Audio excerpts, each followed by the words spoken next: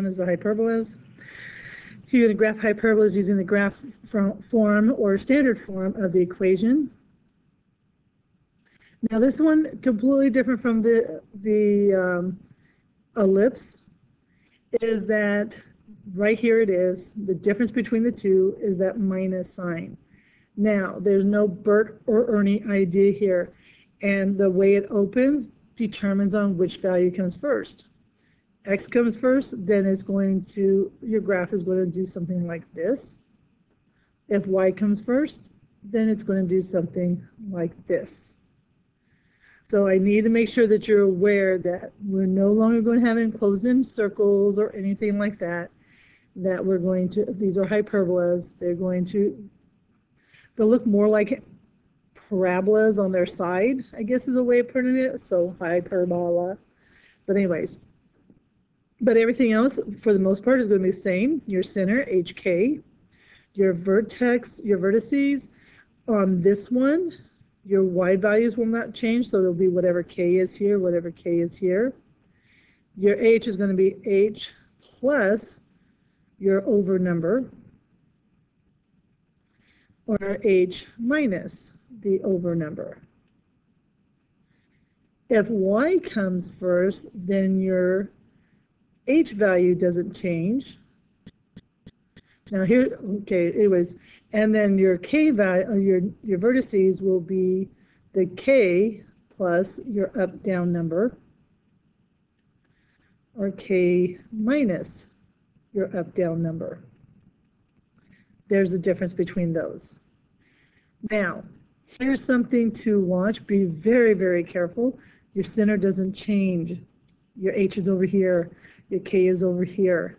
Be really, really careful. That's the number one mistake students make, is they go here for the H and here for the K. H goes with X. K goes with Y. Okay, so be really, really cautious on those. Okay, so steps to graphing a hyperbola. You're going to sketch your rectangle using the center and up and down number and over numbers.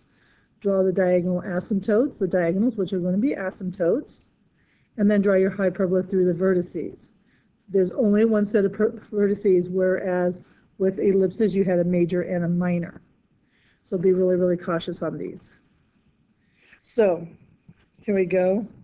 So this one here, x squared, y squared, vertices is 0, 0. Notice the x comes first, so the y value, sorry, I just realized what I did. So the y value will not change on your vertices. Now this is still 3 squared here, this is still 2 squared here, and number one mistake students make is they go, oh, this isn't, no, whatever comes first. So plus or minus 2, so 2 and negative 2. So we've got to draw all of those values in. So my center's here at 0, 0. And I'm going to go over, this is my vertex. So I'll put those with x's and then up 3, 1, 2, 3, down 3. Now, before you go, hey, what is this? The transverse. Transverse is going to connect the vertices.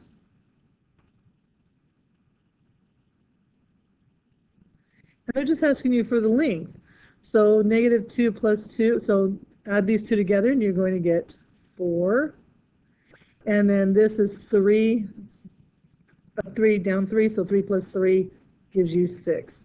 So really this is going to be 2 times your, in this case, your over number. And this is 2 times your up, down number. That's all it's going to be. Okay, so back to our graphs. Sketch the rectangle using everything here. So let's see if I'm going to get my, I'm going to look first. I set this up. Yep, it's already set. Okay, so I'm going to draw my square. Now keep in mind, square or rectangles have 90-degree corners. So please, please, please make sure that as you draw these in, that it's a rectangle and not a diamond or a rhombus or something like that. Okay, there. I drew my rectangle. This is going to guide you to your graph. Draw the diagonals. Diagonals go through the corners. Please don't just go, and I've had students do this. They'll do this. Hey, you hit the corner down here, but you didn't hit the corner up here. They have to hit the corners. Please make sure that you are doing this correctly. Okay, let me drag this guy down. And then let's do this side. This is where I would tell you guys, get out your IDs or something. That way you can make some nice straight lines. Okay, I'm just going to stretch this guy out a little bit further. All right, there we have it. Now remember, I X marked my vertices. So your graph will never go inside the box. This is the vertice, and it's going to, I guess the best way of putting it is hug the asymptotes. Now I don't have a special little button up here that I can push to get my vertices to look nice and pretty, or my hyperbolas, so you guys gotta just bear with me. But it's going to come close to the asymptotes, down to the vertex, and then back up. Okay, now if I was drawing these on my own, these would be much, much nicer looking. So you guys just got to kind of bear with me that I can do this. I want to bring this guy down to at least touch the thing. There you guys go. And off that direction, off this direction. Yes, they do continue going. And we're done. Our graph is done. Again, the transverse from one vertex to the next one, the length is 4. And the conjugate, they call it the conjugate, it's just the other one, goes this way. Okay, I was looking here because I pulled this up and something else came up, and I thought, oh, maybe I can get these numbers in here to get me something looking good. I guess not. So let's try another one. Okay, the y is first this time, so be very, very careful. Center is still 0, 0. But this time it's the y value that controls it, so the x value will not change. And so this is 2 squared, this is 3 squared. And since it's coming off the y values, plus or minus 2, so 2 and negative 2. Transverse axes is going to be 2 times 2, which is 4. And this guy is 2 times 3, which is 6. Okay, so let's plot all our points. My center, 0, 0. My vertices, 0, 2, and 0, negative 2. And then from the center, I'm going to go out 3. 3, 1, 2, 3. And then we do our, that's what I was looking for earlier. We do our rectangles. Now, if you know your transverse axes and stuff, you'll know how far to draw these. My conjugate, my transverse is 4. So there it is, 4. Conjugate is 6. There's 3, then 3 more. 4, and 3, and 3. Draw my asymptotes through here. I'll have to fix those.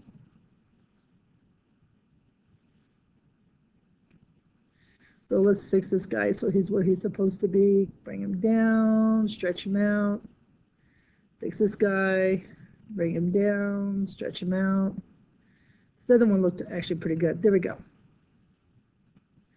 And this time, again, y, so it's going to come up from the y. So my graph is going to come up this way, come out this way. Same thing on this side. Same thing down here.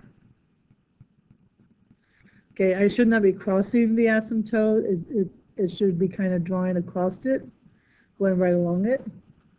But there you guys have it. The biggest thing I wanted you to see is if y comes first, it's going to go up and down. X comes first, it comes out this way. So it's not going to hurt. You go, oh, y's first. This is what my graph is going to do. Okay, let's try another one. Oh, convert to standard form in graph. This is the first time we've seen one of these. All we have to do is divide by 4. So I have x squared over 1 minus y squared over 4. No, that's not what I'm supposed to do. You guys catch it? Did you see what I did? I'm trying to get rid of the number in front, but I can't divide by the number in front. I have to divide by this guy here. So, I mean, I could have kept on, but I would have had to fix it. So this is going to give me x squared over 4 minus y squared over 16 equals 1. Center is still at 0, 0. X came first, so my y values will not change. This is 2 squared, this is 4 squared. So 0 plus or minus 2, 2 and negative 2. So my transverse axes is going to be these two together. So 2 times 2 or 4. And the conjugate is 2 times this number, which is 4, which is going to give us 8. So again, center is at 0, 0. And my vertices are at 2, 0, negative, oh, this is supposed to be x's, negative 2, 0, and then up 4 and down 4. Okay, you're doing these as if you're doing an ellipse. You just have to be very, very careful that you don't draw an ellipse. One of the big mistakes that tend to happen. That's not what I wanted. I want this guy. Okay, so I draw my rectangle, change colors on me. Give me that back. I didn't want him. I'm okay with having it in black. Come down to here and across this way, up this way. Hopefully you guys can still see this okay. Got my rectangle, draw my asymptotes through it. Yes, I'll have to fix them again. Get them down into the corners, stretch them out. Get this guy down here is the one that needs to go to the corner, stretch him out. Okay, now again, all of this is just a guide. So you're going to come through and hit the asymptote and then move away from the rectangle. Same thing on this side. You're going to move towards the vertex and hit the vertex and then move away from the rectangle. And you're done. Hopefully you guys are good. Okay, not so terribly bad. The biggest thing is pay attention to the differences between a hyperbola and an ellipse. I cannot express that one enough. Okay, I'm going to skip over this one because it's this one all over again. They just change your x and y. Let's move on to this one. Let's move the center away from the 0, 0. Y is first, so be very, very careful here. So the x value, that's going to be, this is x minus the negative 1, so I get negative 1. And this is y minus 3 already, so 3. This one is 5 squared. This is 2 squared. Again, the y is first, so the x value is not going to change, negative 1, negative 1. And then over here, this is going to be 3 plus 5, 3 minus 5. So it's going to go 8 and negative 2. Transverse is going to come off the number I used here. So this is 2 times 5, which gives me 10. And the conjugate, 2 times 2, which gives me 4. Okay, so center, negative 1, 3, 1, 2, 3. And then my vertices, negative 1, 8. Negative 1, 8 is way up here. -1, -2 is down here. And if you counted it, this would be 10. And then over 2, over 2. Okay, I'm going to have to force this one in here because we're all the way to the top of our graph. So let's see how this works. Okay, come down, come down, come down. I did not get him all the way up there. I'll fix him. Over, over, and over.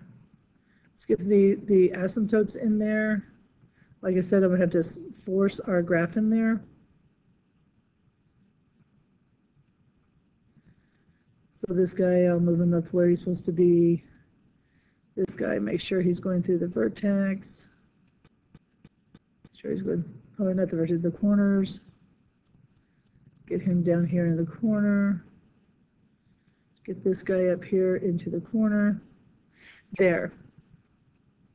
Now remember, y came first, so it's doing this bit here. So we're going to have actually quite a small parabola here. And same thing on this side.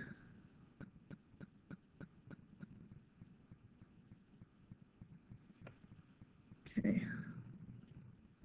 All right, and that's what I left the last 3 for us to do in class. If there's questions, I wish I caught those ones in the middle that they were all y equals, you know, they didn't move the center. This is the first one that moved the center on us, or the last one was. One thing I do want to point out, and I will erase this when I'm done, is be really careful with your hyperbolas. I've had students do this bit. They do this. You're not following the asymptotes. I would mark this wrong. Even if it touched the vertex, you can see that it's not following. I don't want you guys getting lazy and just throwing curves in this thing. It's got to follow the asymptotes. Do not come into the box. I've had people do that too. Don't come into the box. Be really, really cautious, very diligent on what you're doing. Now this last page we're going to go over in the class as well. So try to remember what you're looking for in a circle. Remember, a circle, x squared and y squared, the values in front are exactly the same. Ellipses is x squared plus y squared of some sort. Hyperbolas is going to have a minus between.